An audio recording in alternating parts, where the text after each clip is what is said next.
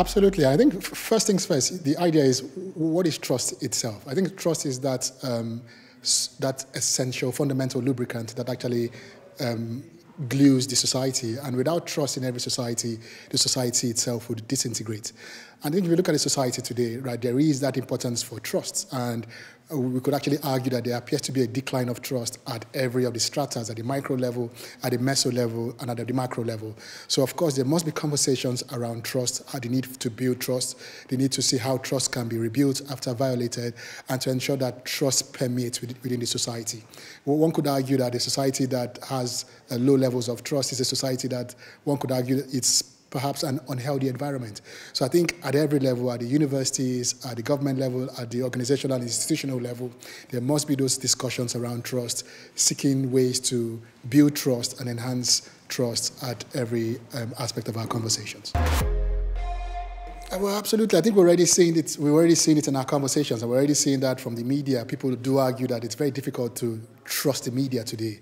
If you look at conversations around at the macro level, at the government level, people don't really trust their governments, and they actually look at alternative sources of trust. And what we've seen from previous research or from contemporary research is that more organizations and companies are actually replacing the roles of the government. People actually believe more in the organizations and in their companies rather than in governments. So the assumption is too many institutions, right? Institutions of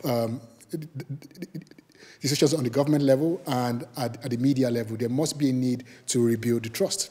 And the question is, how do we rebuild trust? Trust can be rebuilt through verbal apologies, through explanations, and making concrete attempts to ensure that trust is adapted and accepted, and people recognize that trust is essential.